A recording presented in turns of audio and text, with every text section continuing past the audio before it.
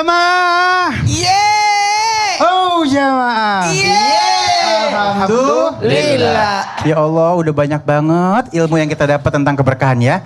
Dan buat yang baru bergabung, tema kita yaitu seberapa berkah hidupmu. Mudah-mudahan hidup kita berkah. Amin. Dan sekarang ngomongin masalah tetangga judes, Ustadz Maulana. Kenapa tetangga judes aku yang dipanggil ya? Ampun, ngeselin, naruh mobil aja di situ dimarahin. Kita lagi sini dimarahin, taruh motor di situ dimarahin, kita lewat dimarahin. Ribet banget ya tetangga. Ya Allah. Gimana nyikapin tetangga yang emang ya notabene-nya harusnya jadi keluarga kan namanya tetangga. Bagaimana menyikapi tetangga? Iya, silakan guru. Baik. Iya. Izin Ya. Habib dan Sesam. Kepada semuanya, camkan ini, camkan baik-baik. Wahai jamaah, ketika kita punya tetangga, sayangilah tetanggamu. Yang pertama datang ketika ada masalah siapa? Jangan tidak peduli sama tetangga, biar aja dia bakar rumahnya, tapi kamu kan satu tembok. Mohon maaf kepada semuanya. Ingat kepada semuanya, ketika ada tetangga, ada nggak tetangga yang buruk itu bisa jadi berkah? Bisa nggak? Saya tanya, bisa nggak tetangga buruk, tetangga judes, tetangga gitu jahat, bisa jadi berkah? Bisa. Caranya, mau? Belajarlah dari tetangga yang judes. Ternyata tingkat kepedulian harus dinaikkan supaya kita tidak seperti sama dengan dia. Oke? Atau kita bisa mendapatkan berkah dari tetangga yang judes itu dengan cara apa? Bertambah kesabaran kita. Sabar. Dia buang sampah depan rumah kita, kita sapu lagi ya Allah. Nyalain musik yang kenceng-kenceng, berisik. Langsung berkata, nak, aman nak, kita tidak usah nyalain tape, nanya radio, sudah ada radio di depan, kita nikmati saja. Baiklah, ada doanya. Mau? Mau? Supaya kita berkah bertetangga, angkat tangannya. Bismillahirrahmanirrahim. Bismillahirrahmanirrahim. Allahumma inni a'udzubika min jaris su fi daril muqam fa inna jarad dunya yatahawwal ya Allah, aku berlindung kepadamu dari tetangga yang buruk di akhirat, karena tetangga di dunia akan senantiasa berubah-ubah. Amin. Amin ya Allah. Tapi jangan juga ya Allah jauhkanlah aku tetangga yang buruk, baru tunjuk temannya sampingnya. Langsung frontal. Baik, terima kasih guruku ilmunya. Baik, ya Habibi, Masya Allah, mohon ilmunya. Habib Usman, Masya Allah ya. Bib, ini kalau ngomongin masalah waktu di akhir zaman, orang banyak banget ngilangin waktu. Bagaimana waktu kita biar berkah, Bib? Silahkan, Bib. Ya akhir afwan, Ustadz Maulana, Ustadz Syam. Bismillahirrahmanirrahim. Allahumma salli ala Sayyidina Muhammad wa ala ali Sayyidina Muhammad. Banyak di antara kita yang melalaikan waktu. Mereka tentunya ketika waktu subuh ke siangan, ya kan, subuh malas, akhirnya subuhnya ketinggalan karena diganggu sama syekh, atau emang udah jadi, oh salah.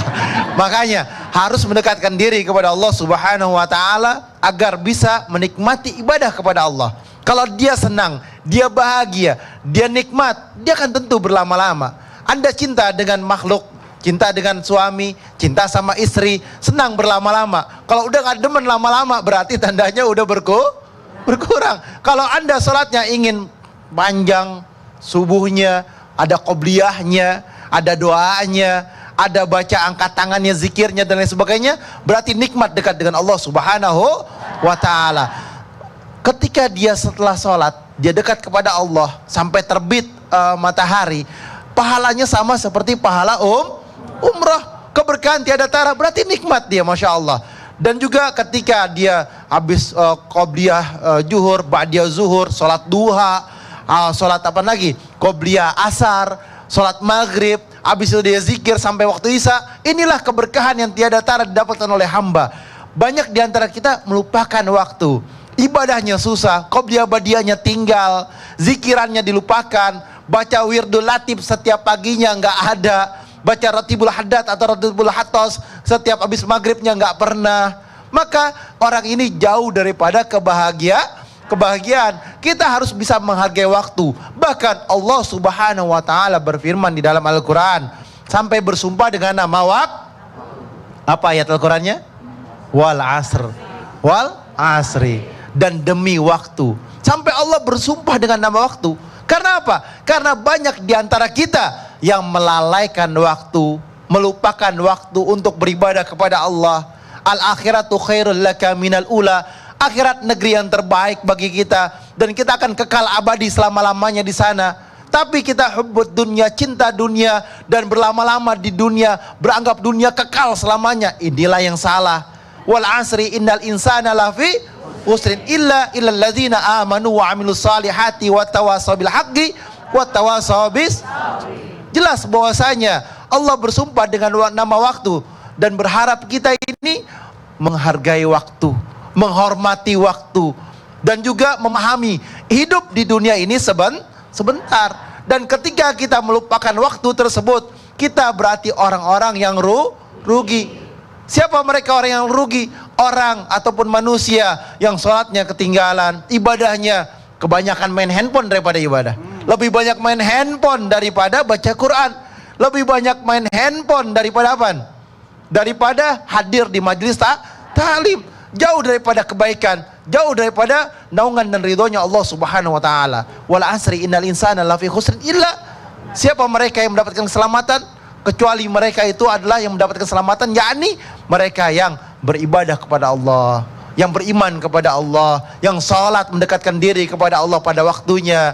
Dan apa? Hadir ke majelis ta'lim, dekat dengan orang-orang saleh, dekat dengan orang-orang yang alim, dan juga apa? Tidak melalaikan salatnya. Qad aflahal mu'minun alladzina hum fi salatihim khashi'un. Bukan sahun ibu. Ya kan? Beruntunglah mereka orang yang beriman. Mereka yang salatnya khusyuk, yang ibadahnya benar, yang takut kepada Allah. Waktunya sholat dia buru-buru, ya kan? Bukan buru-buru selesai. Benar-benar, Masya Allah ya. Baik, terima kasih ya Habibi ya.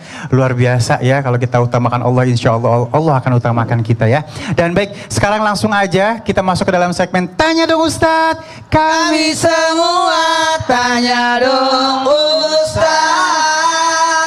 Baik, masih dari Instagram kita, ini ada hamba Allah ya. Assalamualaikum Habib Ustadz. Waalaikumsalam warahmatullahi wabarakatuh. Kenapa ya Allah masih memberikan keberkahan kepada orang yang kurang beriman? Ya, seperti berlimpah rezekinya, berlimpah fasilitasnya. Kenapa nggak diambil aja tuh semuanya keberkahannya dalam hidupnya? Oh, dia begitu katanya nih ya. Ustadz Syamdah. Baik, bismillahirrahmanirrahim. Jamaah. Habib guru-guruku ini dimuliakan Allah Subhanahu wa taala. Kalau dikatakan kenapa orang-orang yang tidak beriman, tidak taat kepada Allah Subhanahu wa taala, Allah masih kasih semuanya kepada mereka.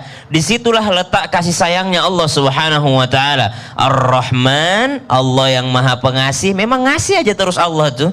Ngasih aja terus kepada manusia, kepada semua hambanya Allah kasih. Jangankan orang tidak beriman, hamba Allah yang tidak bekerja saja Allah kasih. Hamba Allah yang seperti, mohon maaf, hewan Allah kasih kepada mereka makanan rezeki. Ibu tahu nggak ikan paus tuh berapa banyak dia mesti makan dalam sehari itu? Dari mana Allah kasih itu? Dari mana orang bisa berpikir bagaimana si ikan paus ini bisa makan?